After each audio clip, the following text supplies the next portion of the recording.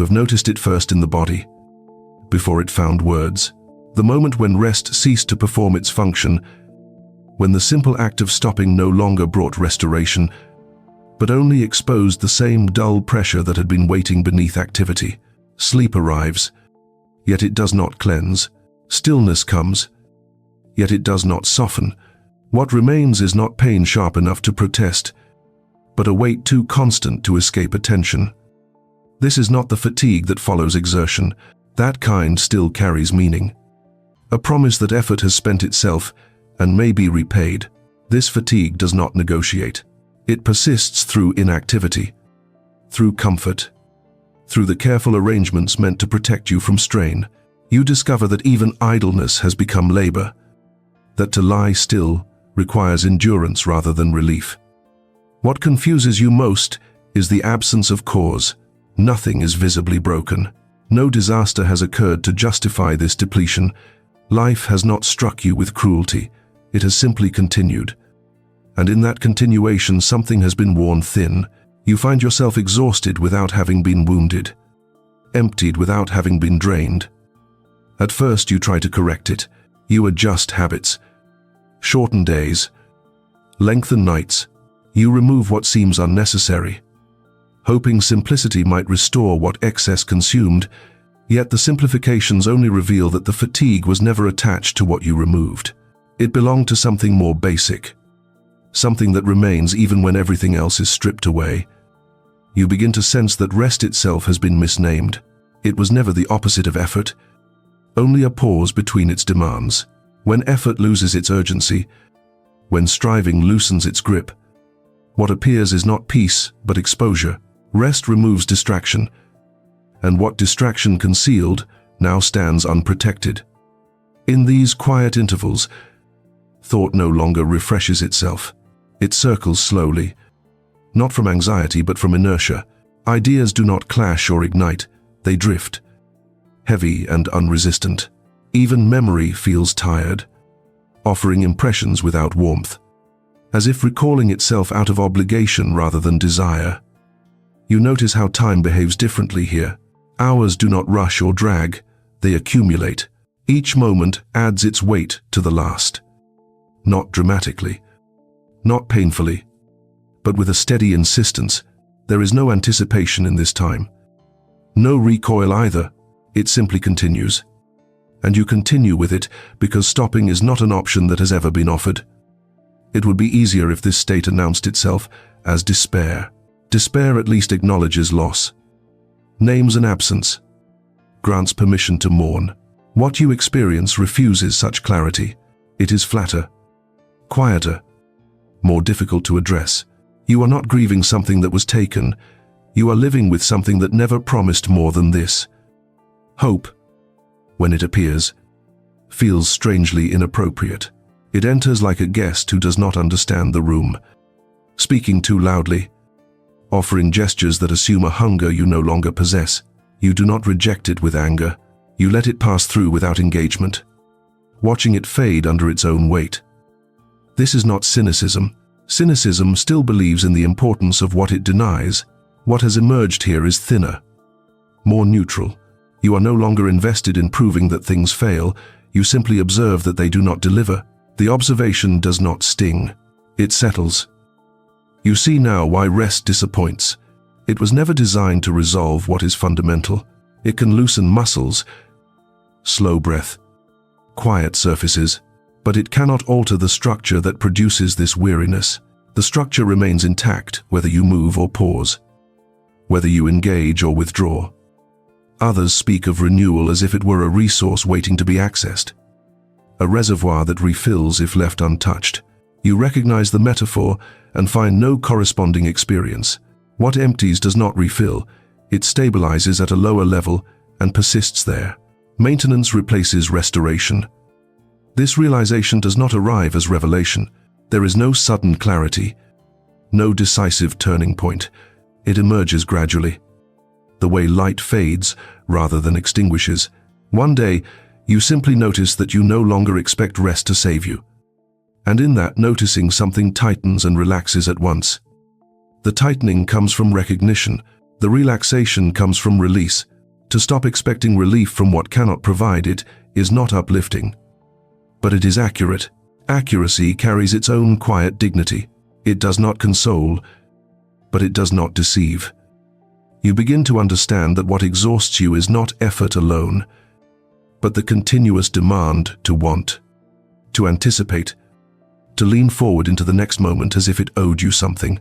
When that leaning ceases, when expectation loosens, the body does not celebrate. It steadies itself and waits.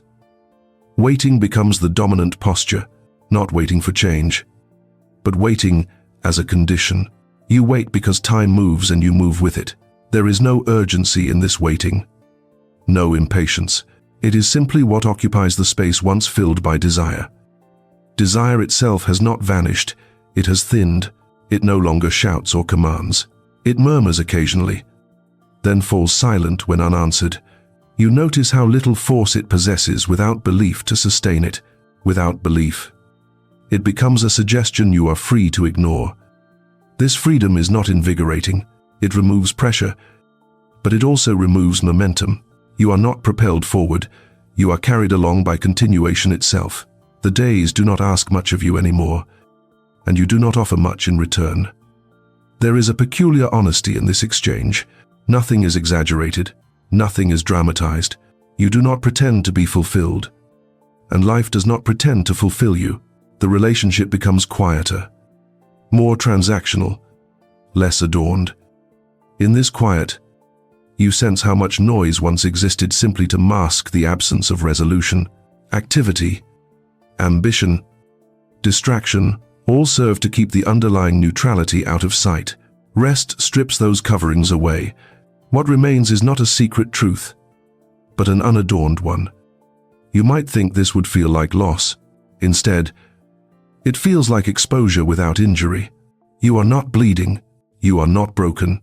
You are simply standing without the protective fiction that something else was guaranteed. The mind adjusts slowly to this stance.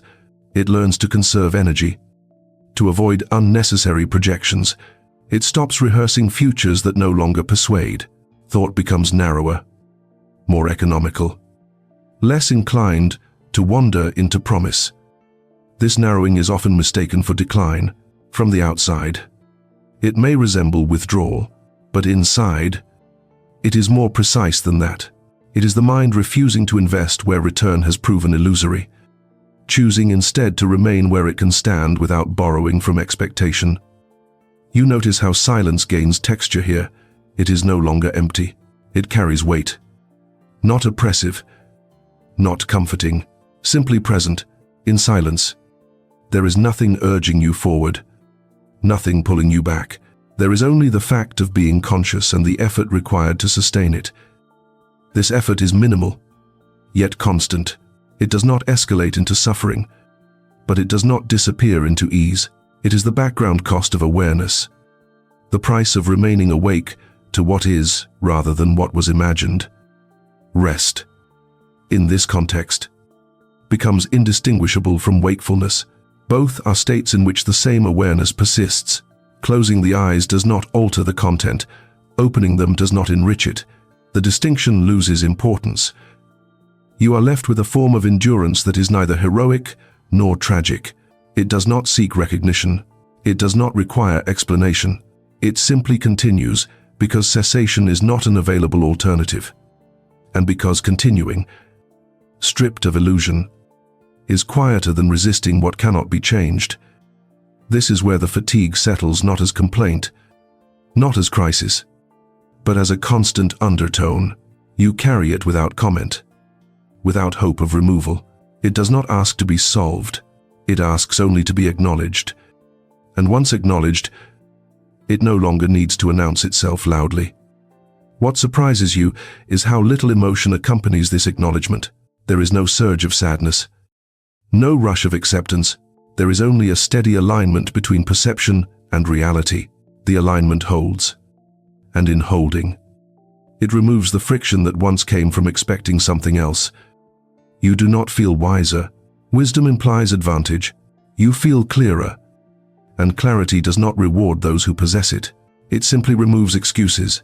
It leaves you with fewer stories to tell yourself, fewer explanations to maintain, fewer reasons to strain. As rest continues to fail at restoring what was never renewable, you stop asking it to perform miracles it was never meant to accomplish. You allow it to be what it is, a pause that does not heal, a stillness that does not resolve, a moment in which nothing improves but nothing collapses either. And in allowing this, you notice how the body adapts, not by recovering, but by settling into a rhythm that accommodates the weight rather than attempting to escape it. Learning how to move within limitation, how to remain upright without insisting on lightness, how to breathe without expecting relief, how to let the day pass through you without demanding that it justify itself, how to remain present to the fact that rest has become another form of enduring, and that enduring itself has no destination beyond the simple continuation of awareness, which persists quietly, without promise, without protest, and without asking whether it will ever feel different, because the question itself has begun to lose its urgency, thinning into a pause, into a breath, into the recognition that what remains now is not the hope of restoration, but the steady, unadorned fact of continuing to be, as you are, within the limits that no longer announce themselves loudly, but simply remain, waiting, as the next moment arrives and carries with it the same muted gravity, the same restrained presence, the same absence of appeal, and the same quiet insistence that whatever comes next will not resolve this, but will merely extend it, gently, inevitably, into the space where thought continues, and continues, and continues, until even the effort of noticing begins to soften, and the mind, conserving itself, begins to speak less, and to listen more, not for answers, but for the diminishing echo of questions that no longer demand to be asked.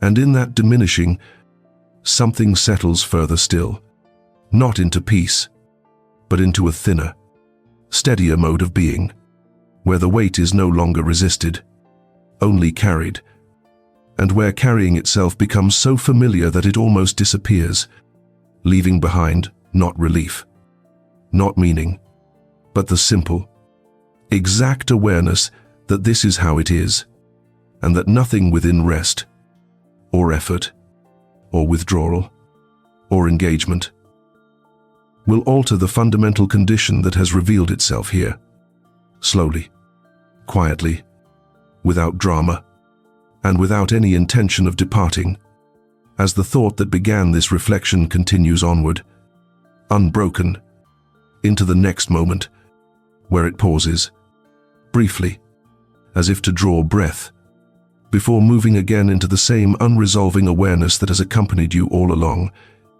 and that now remains, waiting, as you remain, without expectation, without resistance, and without any further need to ask what comes after this, because what comes after this is simply more of the same, unfolding in silence, as the sentence itself begins to turn toward the next articulation, not to conclude, but to continue, as consciousness continues, carrying forward the same restrained weight, into the next stretch of time, where it lingers, and then moves, and then lingers again, without hurry, without hope, and without any promise of rest beyond the fact that rest itself has already revealed all it ever contained. And there is nothing further to extract from it except the quiet acknowledgement that even now, even here, even as the thought trails forward, the condition persists, unchanged, unredeemed, and still present, as it moves gently, inevitably, toward the next moment of awareness, where the same recognition waits, and the mind, having said this much, begins to thin its voice, preparing to move onward, into the continuation that follows, where the same restrained observation will deepen further, not by repetition, but by narrowing, by quieting, by allowing what has already been seen to settle more completely into the background of attention, where it remains, steady and unyielding, as the thought continues, and continues, and continues, without resolution, into the next breath, into the next pause, into the next moment, where it begins to speak again, softly, from within the same unrelieved, unembellished awareness that has not lifted, and will not lift, but will simply persist, as it has, and as it does now, waiting to be carried forward into what comes next, which is nothing other than the same condition, unfolding further, as the thought moves on, unfinished, into the space that follows, where it remains suspended, mid-motion, as if about to say that what exhausts you is not only the weight itself, but the realization that this weight does not announce itself loudly, does not demand attention, and therefore cannot be escaped through recognition alone, because recognition has already occurred.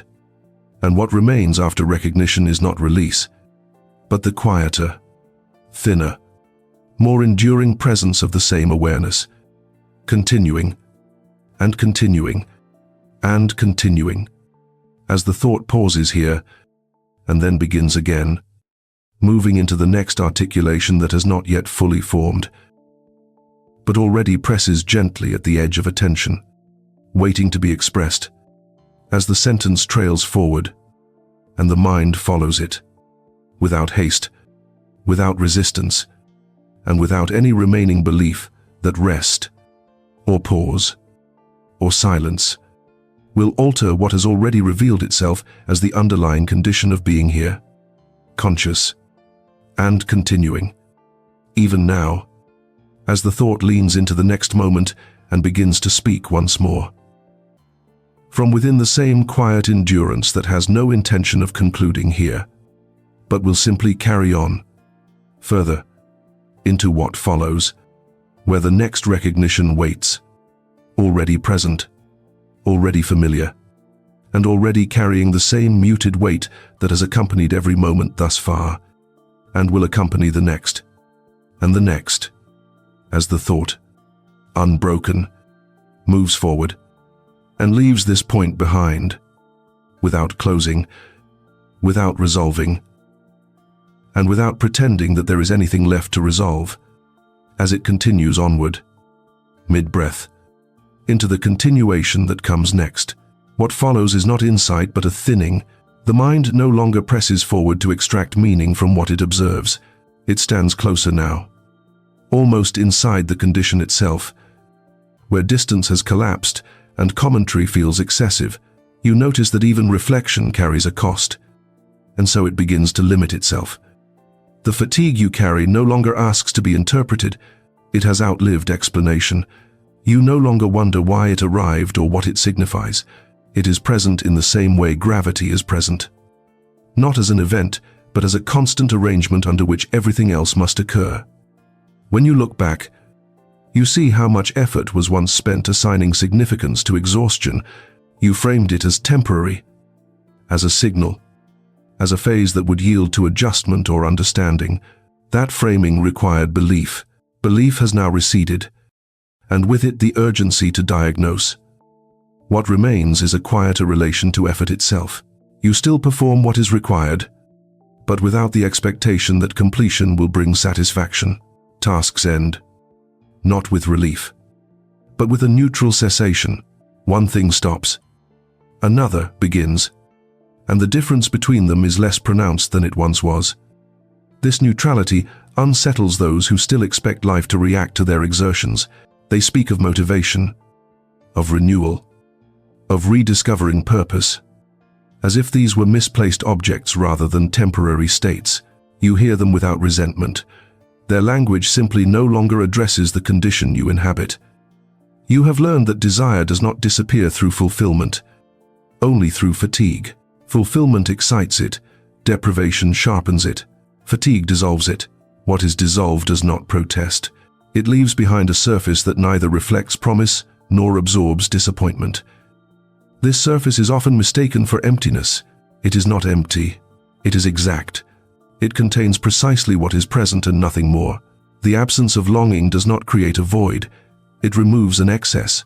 What remains is a narrower field of awareness. Less dramatic. More stable. Time, within this field, behaves with indifference. It does not threaten you with loss, nor entice you with arrival. Days pass without narrative. They do not build toward culmination.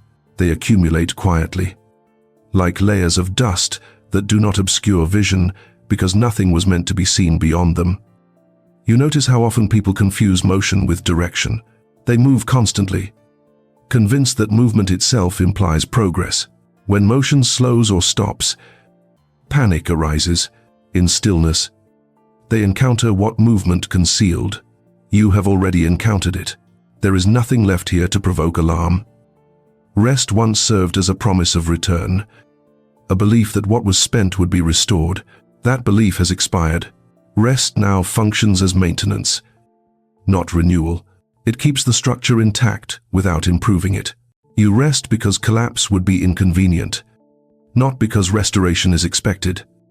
This adjustment alters how you experience effort. You no longer push beyond necessity. Excessive striving appears wasteful, not because it fails morally, but because it yields no additional return. The economy of energy becomes internal, governed by conservation rather than ambition. What surprises you is how little this resembles despair. Despair still struggles against what it recognizes. It resists the finality of its own insight. You feel no such resistance. What has been seen has settled. There is no impulse to argue with it. Boredom emerges differently now. It is no longer the irritation of unmet desire, but the steady exposure of time without distraction. Boredom here is not restless. It is flat. It does not demand stimulation. It simply observes the absence of urgency and remains. This boredom has weight. It presses gently. Not enough to hurt. Enough to be felt. It does not vary dramatically. It does not crescendo. It simply persists, reminding you that awareness continues even when nothing within it claims importance. You learn to move within this condition without dramatizing it. You eat. You speak. You sleep. Not as rituals of enjoyment, but as functions that sustain continuation. Pleasure, when it appears, is brief and unremarkable. Discomfort, when it appears, is endured without interpretation.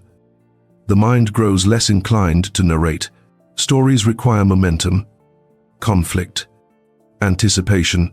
Without these, narration collapses into observation. You notice things without arranging them. You register moments without attaching them to arcs. Silence becomes more frequent, not because you seek it, but because speech feels disproportionate to what there is to say. Words become heavier. Each one demands justification. Many are withheld simply because they would add noise without altering anything. This restraint is not discipline. Discipline implies a goal. This is alignment. You speak when speaking serves clarity. You remain silent when silence preserves it. Neither choice carries moral weight. They are adjustments, not virtues. Social life begins to feel thinner, not because others have changed, but because your participation has altered. You no longer perform enthusiasm to sustain connection. You offer presence without amplification. Some misunderstand this as withdrawal. You do not correct them. You see how much social exchange relies on mutual illusion. Hope is exchanged for hope. Anticipation for anticipation.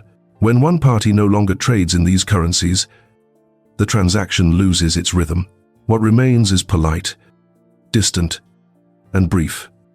This distance does not wound you. Wounds require expectation. You no longer expect recognition, understanding, or resonance. When they occur, they pass without anchoring. When they do not, nothing collapses. Clarity continues to deepen, not by adding insight, but by removing residue. Each illusion that falls away lightens nothing. It simply stops distorting. What remains is not lighter, it is more accurately weighted. You notice how endurance has replaced aspiration without ceremony. You endure not because you are strong, but because endurance is what remains. Once expectation withdraws, it is not heroic. It does not elevate. It simply persists. This persistence has a rhythm. It is slower than ambition, steadier than hope. It does not spike or crash. It moves at the pace of necessity, carrying you through days that no longer announce themselves as meaningful or meaningless, but simply as present. You begin to see dignity differently, not as achievement, not as recognition, but as refusal to lie to oneself, to see clearly without demanding. Compensation becomes its own quiet stance. It offers no comfort, but it preserves accuracy. This accuracy narrows your emotional range. Extremes lose their appeal. Elation feels exaggerated. Despair feels redundant. What remains is a middle register, uncelebrated, uncondemned, where experience settles into continuity. You do not seek to escape this register.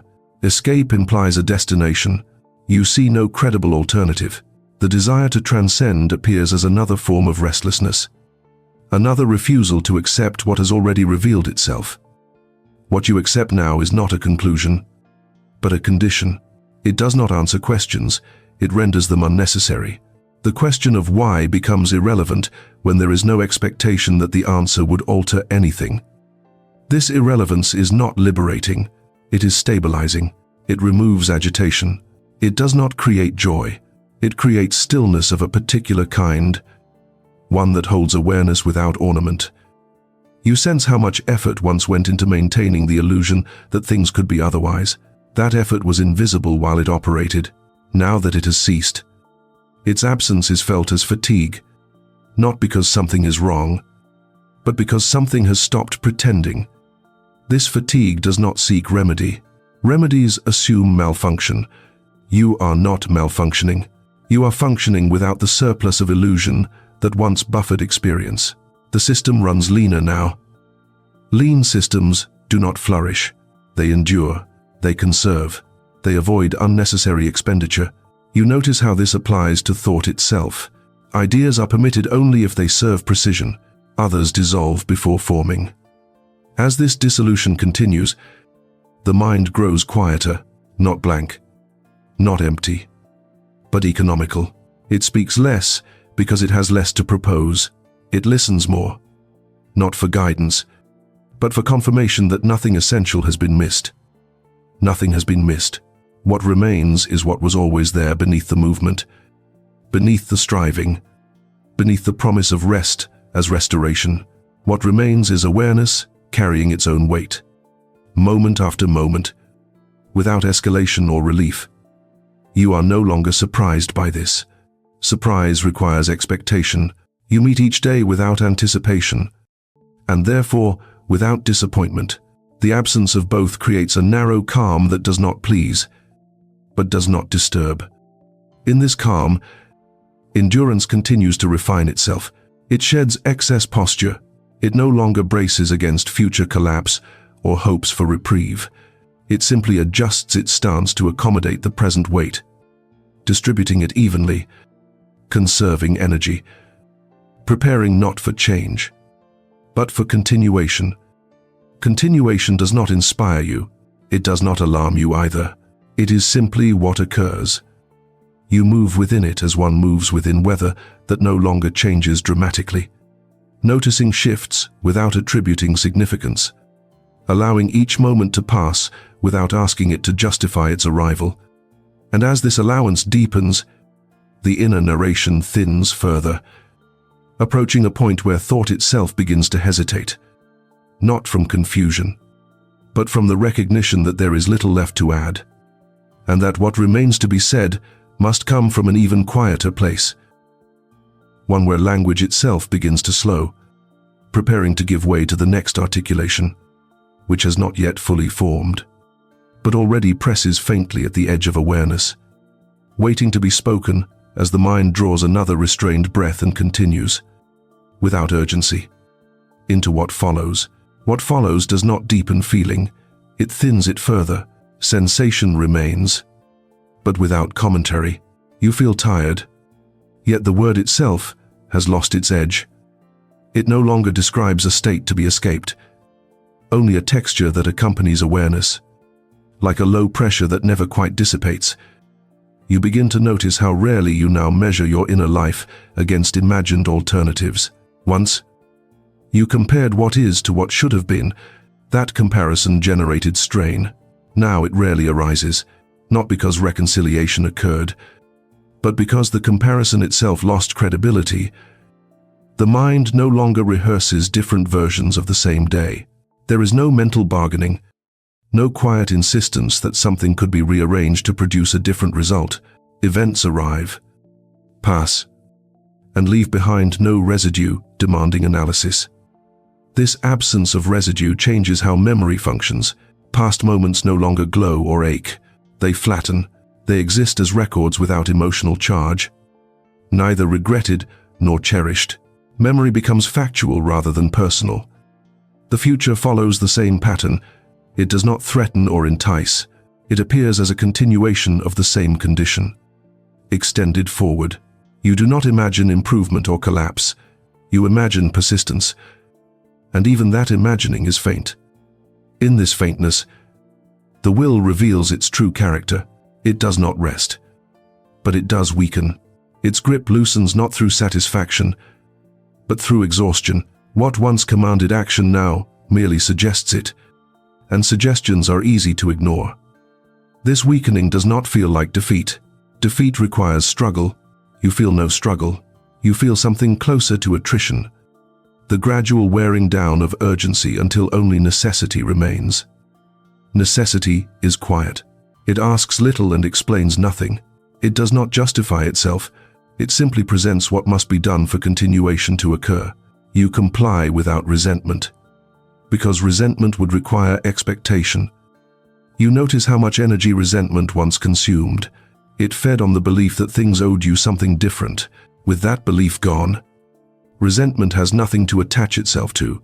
It dissipates, not resolved, but unsupported. The same is true of gratitude. Gratitude also presumes that something favorable has occurred against expectation.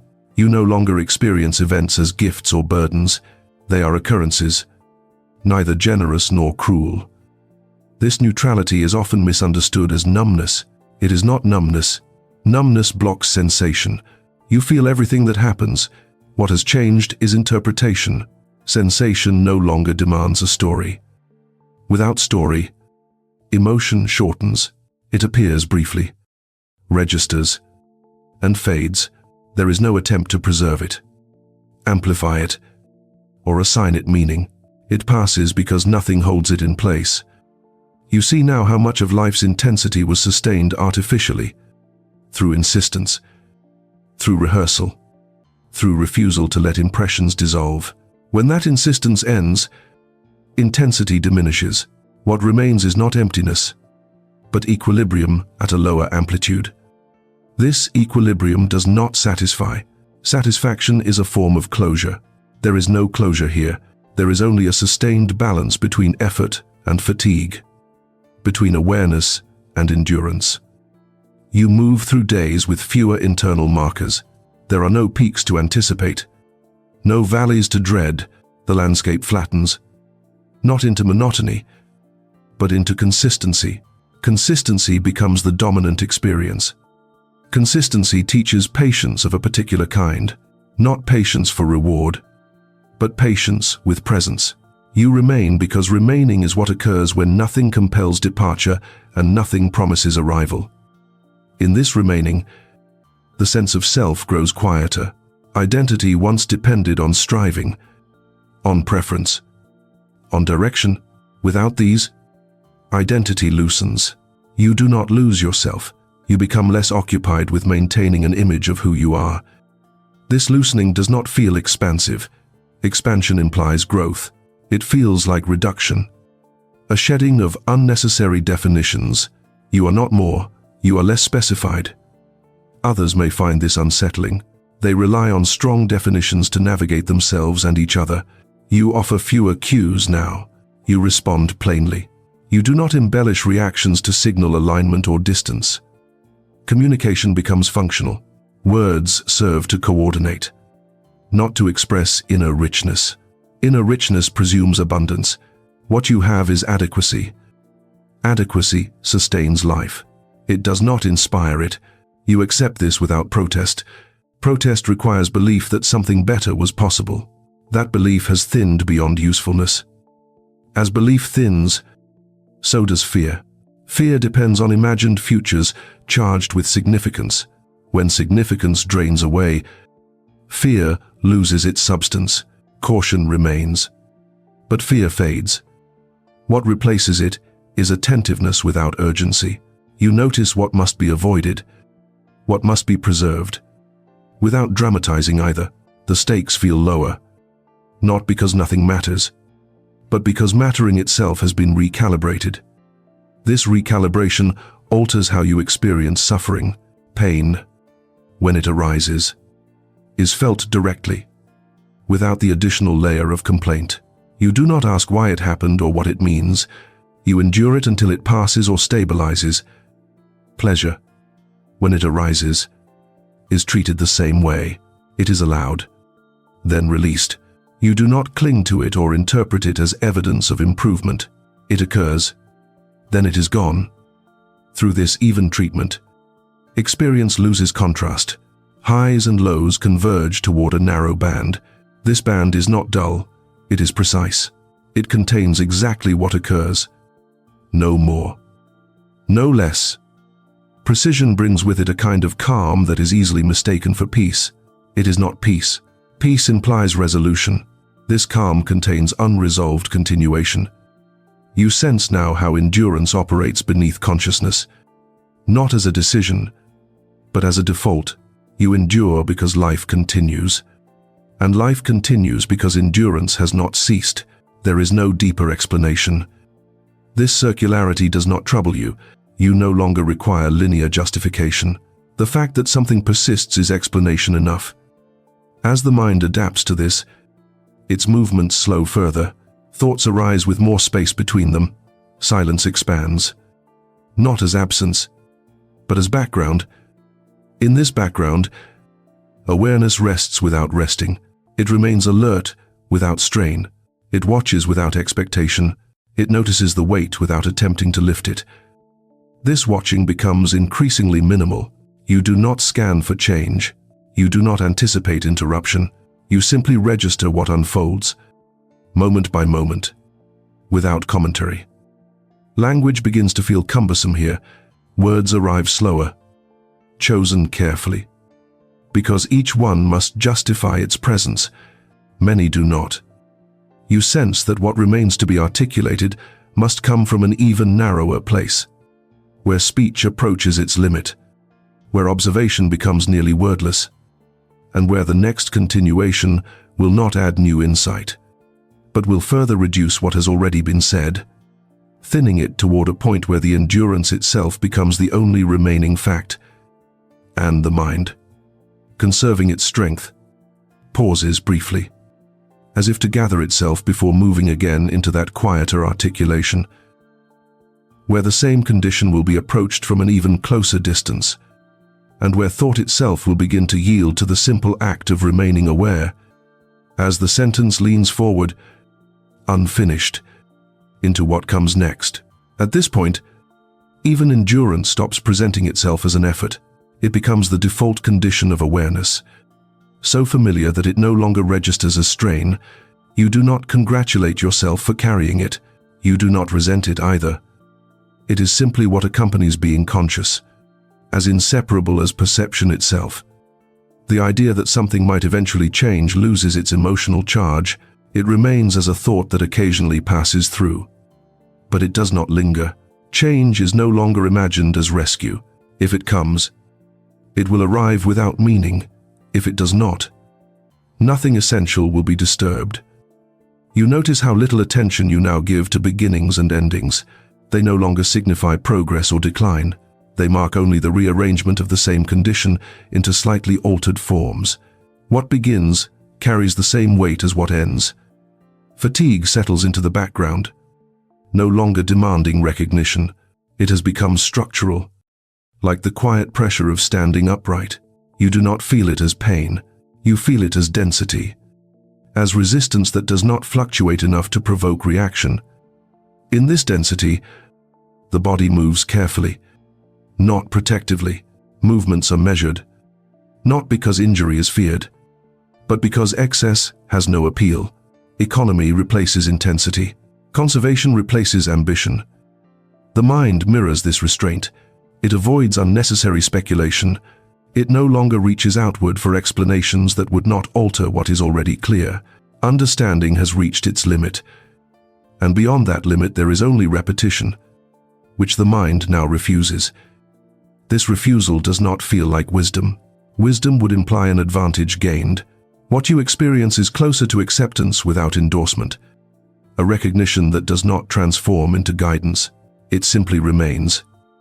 You see now why optimism feels intrusive. It insists on projecting light where light is irrelevant. You do not oppose it. You simply do not respond. It fades from lack of engagement. Pessimism fares no better. It dramatizes what no longer feels dramatic. It sharpens edges that have already been worn smooth. You do not inhabit pessimism. You pass through it without stopping. What remains is a narrow corridor of awareness, neither dark nor bright. It is defined not by mood, but by accuracy. Things appear as they are, without invitation to evaluate them further. This accuracy removes urgency from speech. You speak when coordination requires it. You do not speak to assert identity or to relieve tension. Silence becomes the more precise response in most situations. Others may interpret this as distance. You do not correct them. Explanation would require adopting their expectations, and you no longer do that. You allow misinterpretation to exist without resistance. You notice how dignity quietly shifts shape here. It no longer resides in action or expression. It resides in not falsifying experience to make it bearable. To endure without ornament becomes sufficient. There is no pride in this. Pride would require comparison. You do not measure yourself against others or against former versions of yourself. Comparison has lost its function. Time continues, steady and indifferent.